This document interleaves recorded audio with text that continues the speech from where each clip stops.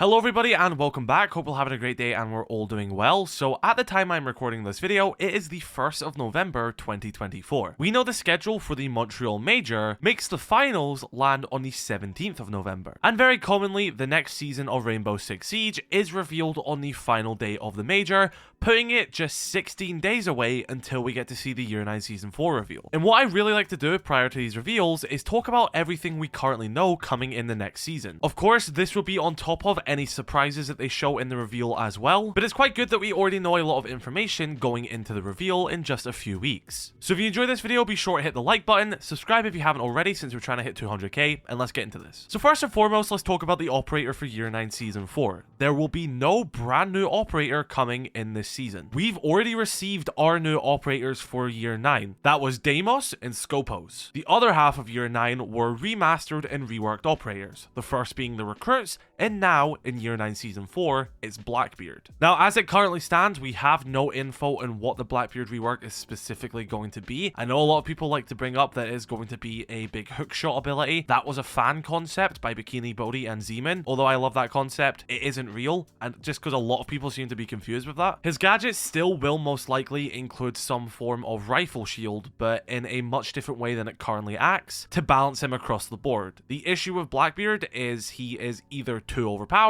or he's too weak. That operator is impossible to put in a middle ground, so that is why they are changing him. And personally, as someone who does actually frequently play Blackbeard, I'm really excited to see what they're going to do because it's definitely just going to improve him overall. I'm excited for him to be a proper operator now, rather than this black sheep, which he always has been. Now, another thing we know coming in Year 9 Season 4 is a nerf to the shields. Again, we also don't know specifically what this change is going to be, but all we know is that Ubisoft have seen the feedback of the shield rework since Year 9 Season 1, and the consensus is that the rework is good, but they're just too strong. They just need toned down a bit, a little bit of a rebalance, and everything will be perfectly fine. So yeah, I definitely agree that they do need toned down a bit, but I am loving the new mechanics. I think shields feel way better than they did before, and hopefully now that they start to get this toning down and a bit of a rebalance, we can start to give the standard ballistic shield to other operators, just like Thermite, in which he was actually originally teased to get at the beginning of the year, but because shields were so strong, they delayed it. So hopefully we get Thermite shield at some point as well. Another thing coming is full crossplay between console and PC. This will be the first iteration of this, and let me explain how this works. So of course, PC has a blatant advantage over console. Mouse and keyboard on Siege is simply easier, more flexible than a controller is. That is why people who use adapters on console to use a mouse and keyboard are considered cheaters, because they are giving themselves an unfair advantage. Unlike other games, Rainbow Six Siege on controller does not have aim assist, so pitting mouse and keyboard players and controller players together is unfair. But with this PC to console crossplay, this works in one way. PC players will not be able to enter a console lobby. If you're playing on console and you're playing with your console friends, don't worry, there's not going to be PC players in your lobby. You'll be fine. However, if you're a console player and your friends are on PC, you have to willingly make a choice to join their lobby and go into the PC matchmaking. So you, as that console player, are saying, right, I understand I'm going to be playing with my PC friends now. I understand I'm going to be in their infrastructure and I'm going to be in their servers. So you are making that conscious decision to go and play PC servers, knowing that you will be at a disadvantage using a controller, but you are allowed that option to play with your friends if you do choose so. I think this is honestly the best compromise from this, because you don't just want to have full crossplay between both, because PC is just going to dominate the console players, and even if there's 4 console players and 1 PC player on the squad, it will still be in the PC infrastructure and it'll be on the PC servers. This just allows people who do truly want to play with their friends to do so without actually affecting the integrity and fairness of the overall game. I think this makes a lot of sense. Another thing coming in Year 9 Season 4 is the match cancellation 3.0, and basically when there is a cheater detected in the match will end, just like Valorant for example. No one will lose or gain RP, that cheater will be banned, and the match will simply be cancelled and you'll have to queue for a new one. This is something I can't believe I'm saying, but genuinely recently Ubisoft have gotten a lot better at banning cheaters faster, which is great, and I'm so glad that they're doing it. So going into Year 9 Season 4 with this improved ban rate and this whole match cancellation thing, I'm really excited to see how this is going to go, and it's also going to stop us wasting a lot of time in a match. If someone is clearly spin botting round 1, we don't have to wait the whole match or surrender for it to end. In the best case scenario, that player will be kicked instantly, the match will end for everyone, no win, no loss, and that player is banned. The next change is something that was originally going to come in Year 9 Season 3, but did have to get delayed by a season, and that is the badges and career page. This is a new section for your player profile where it will show you a lot of your history, your stats on operators, weapons, everything,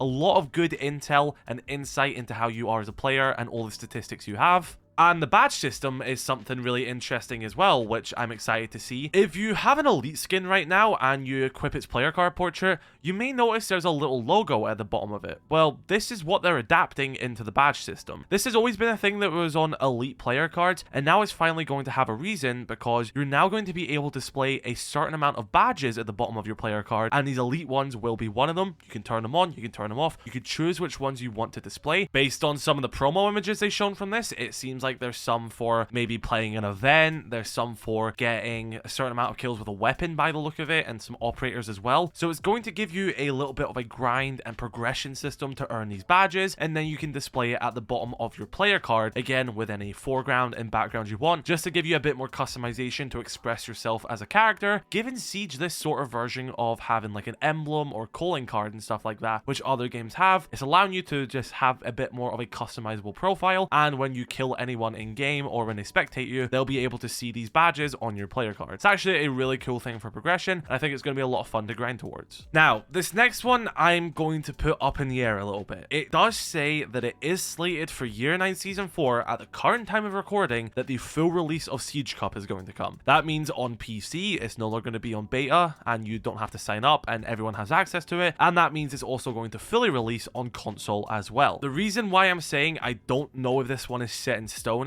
is because we've only done 2 beta tests of the Siege Cup on PC. The first one went decently fine. People did have issues in their matches where the match wouldn't start or it would just be cancelled completely, but for the most part, a lot of us got to play it, even I played it, and it worked pretty well. For the first beta test, it was pretty decent. However, that is when we get into the second beta test, which happened a few days ago. This one was a shambles, if we're being honest. Now, this started with EU, and later in the day, there was an NA one. I was part of the EU one, and we could not invite anyone to our lobby. We were there for the signups. When we would invite people to our games, it just wouldn't work. It was all bugged out. It wasn't just for me, it was for a lot of people, and we simply just could not get a lobby together to register, and then the timer went down, and we missed the registration. So a majority of people couldn't actually register for the Siege Cup to begin with, so we couldn't play it. And then all the people who did manage to play it, pretty much all the matches just broke and got cancelled, and no one actually managed to play the proper tournament. And then the same issues happened with the North American Cup later in the day. This one was much less promising, and that's why I honestly don't believe the full release is going to come next season. I think they're probably going to extend the beta even more. So we'll have to wait and see. I'll keep you updated, but I wouldn't hold out on Siege Cup coming next season. Another thing that's set to be coming in Year 9 Season 4 is a proper refresh of the reputation system. It's not really been working as intended for the past wee while. I don't think it's leaving beta yet, but it's going to have a lot more stuff included in it, such as Mousetrap on console, which is now going to be directly tied to the reputation system. The moment you get flagged for using a mouse and keyboard at all, it's going to directly tank your reputation, and it will put you to a stage where your reputation is so low you won't be able to queue rank, to stop you from facing legitimate controller players. And the fact that people will still try and argue that mouse and keyboard on console isn't cheating is absurd to me. They're adding a new AI system in the text moderation for PC chat just to help sort of moderate a lot of the harsher words. A lot of bad words are already censored and people can't send them, but people find ways to navigate it and find different ways to say quite bad stuff, if I'm being honest, which in a way could mean something different, hence why the words aren't necessarily blocked. But because it's seemingly going to use trained AI to understand the context of what people are saying, it's going to sort of censor people based on that by the looks of it. Which I know if you're watching this right now, you may be like,